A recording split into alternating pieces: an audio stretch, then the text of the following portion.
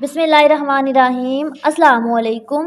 CS 403P database management system की practical की assignment number 2 आपकी आ चुकी है और आज की वीडियो में कंप्लीट डिटेल में बताऊंगी कि इसका 100% करेक्ट सोल्यूशन क्या है, इसको कैसे बनाना है। बेसिकली ये जो असाइनमेंट है ये आपने 2 जनवरी 2025 से पहले सबमिट करवानी है और असाइनमेंट को बनाने से पहले इस इंस्ट्रक्शन को आपने अच्छे से फॉलो करना है, जिसके अंदर यही बताया गया है कि आपने असाइनमेंट को वर्ड के फॉर्म में सबमिट करवाना है। आपने किसी स्टूडेंट की कॉपी नहीं करनी। आपकी असाइनमेंट जो है PDF, जिप या इस फॉर्मेट में नहीं होनी चाहिए, तो ये आपने मिक्स नहीं करना। उसके बाद ये चीज़ें आप असाइनमेंट को बनाने के बाद समझने के काबिल हो जाओगे। और असाइनमेंट को करने से पहले आपने सारे लेक्चर प्रिपेयर करने हैं। अच्छा, इसका क्वेश्चन क्या है? 10 नंबर का क्वेश्चन 1 है और 10 नंबर का क्वेश्चन 2 है।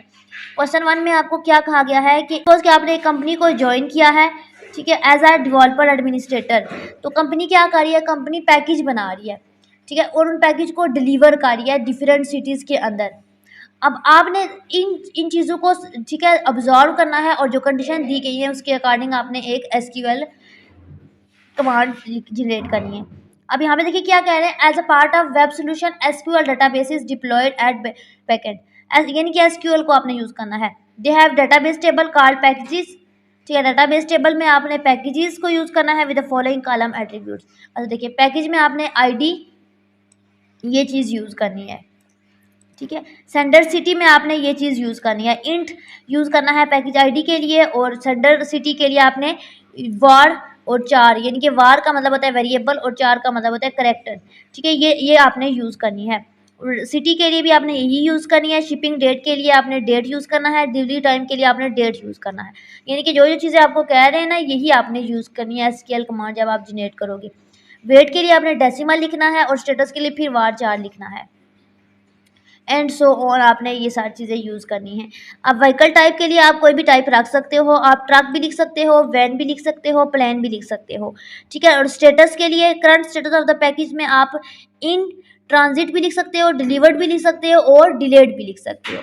बताने का मकसद ये है कि आपने हर स्टूडेंट ने अपनी अपनी असाइनमेंट में चेंज करके लिखना है ताकि थोड़ी सी असाइनमेंट चेंज हो जाए। अच्छा, अब टास्क क्या है? टास्क पे आ जाते हैं। आपने एक एग्जीक्यूट करना है सिंगल SQL कमांड को, ठीक है, और उसमें ये फॉलोइंग कंडीशन यूज़ करनी है। तो 4 कंडीशन है। पहली कंडीशन में आपने फाइंड करना है ऑल यूनिक सेंडर सिटीज़, यानी कि हर सिटीज़ में जहाँ जहाँ पैकेज शिप हुआ है, यानी कि जहाँ जहाँ पैकेज शिप किया गया है वहाँ पे आपने यूनिक सेंडर की डिटेल को फाइंड करना है, और उसके लिए फाइंड नहीं करना, उसके लिए SQL कमांड को लिखना है। अच्छा, उसके बाद जितने भी पैकेजेस थे ना जो डिलीवर नहीं हुए थे बाय वैन, वो लिखने हैं। फाइंड ऑल पैकेजेस, अच्छा यहाँ पे आप कुछ भी लिख सकते हो, मैंने आपको बताया वैन भी, ट्रक भी, प्लेन भी। Find all packages that were shipped between this date and this date, following order date is given. तो डेट का ऑर्डर आपने ये वाला, ईयर को पहले लिखना है, मंथ को बाद में और डे को सबसे एंड पे लिखना है। सेम इसी पैटर्न को आपने फॉलो करना है। उसके बाद find are delivered packages order by their delivery date, ठीक है, और with the most recent delivery appeared first, ये भी है। डोंट राइट सेपरेट कमांड्स, आपने सेपरेट कमांड नहीं लिखनी। All 4 requirement should be meet in a single SQL query, तो सारी कमांड को आपने एक ही SQL क्यूरी के अंदर लिखना है।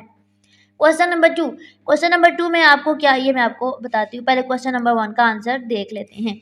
अच्छा, क्वेश्चन पार्ट 1 में आपको यही कहा गया था कि आपने आइडेंटिफाई करना है हर सिटी से एक यूनिक सेंडर को जो क्या कर रहा है, पैकेज को शिप कर रहा है। तो उसके लिए ये SQL कमांड यूज़ होगी, ये आपको मैं मेंशन करती हूँ, उसको आपने एज इट इज़ लिखना है। दूसरे में क्या कहा गया है, जहाँ से आपका पैकेज शिप किया गया है बाय वैन, ये, तो ये आपने एज इट इज़ लिखना है। यहाँ पे व्हीकल टाइप आपने क्या कहा था, हमने व्हीकल टाइप आप कोई भी रख सकते हो, वैन भी, ट्रक भी, and third one is plane भी, तो आप कोई भी चूज़ कर सकते हो। यहाँ पे आपने डिफरेंट चूज़ करनी है ताकि हर स्टूडेंट की थोड़ी थोड़ी चेंज हो जाए। अच्छा, नेक्स्ट क्या कहा गया था, सिलेक्ट क्या करना है from package where ship date. अच्छा, इस डेट को जहाँ जहाँ शिप किया गया है उसकी SQL कमांड लिखनी थी, तो अकॉर्डिंग टू रिक्वायरमेंट, तो ये इसकी होगी 100% करेक्ट। थर्ड में क्या कह रहे थे, इसका स्टेटस आपने बताना है, तो सेम एज इट इज़ आपने लिखना है, लेकिन यहाँ पे आप चेंजिंग कर सकते हो। उन्होंने क्या कहा था, स्टेटस आप क्या रख सकते हो, ये देखिए, कहा था उन्होंने कि स्टेटस आप रख सकते हो डिलीवर्ड भी, डिलेड भी और इन ट्रांजिट भी। तो आपने सेम एज इट इज़ यही स्पेल यहाँ पे तीनों में से किसी एक के लिखने थे। तो हमने यहाँ पे डिलीवर्ड लिखा है, आपकी मर्जी, आप यहाँ पे डिलेड लिख ले, कुछ स्टूडेंट डिलीवर्ड लिख ले, कुछ डिलेड लिख लें, थोड़ा चेंज करके लिख ले ताकि थोड़ा सा आंसर चेंज हो जाए। ऑर्डर बाय डिलीवरी डेट, ठीक है, ये भी हो गया। तो ये थे इसके 4.1 2 3 4। तो ये इसके 4 पॉइंट्स थे जिनकी एसक्यूएल कमांड लिखनी थी एक ही आंसर के अंदर। तो ये इसकी 100% करेक्ट आउटपुट है, करेक्ट, ये इसका 100% करेक्ट सोल्यूशन है। Next question number 2। Question number 2 में आपको क्या कहा गया था, आपको 2 टेबल दिए गए थे, उसमें employee ID, name, last day, department ID और सैलरी दी गई थी। डिपार्टमेंट आईडी, डिपार्टमेंट नेम और लोकेशन दी गई थी।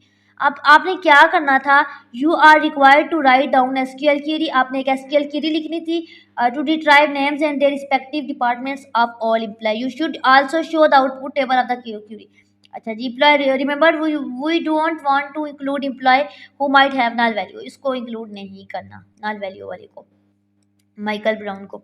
अच्छा, अब यहाँ पे आपने ये चीज़ें देखें, क्या है, employee ID, name, last name, department ID और सैलरी।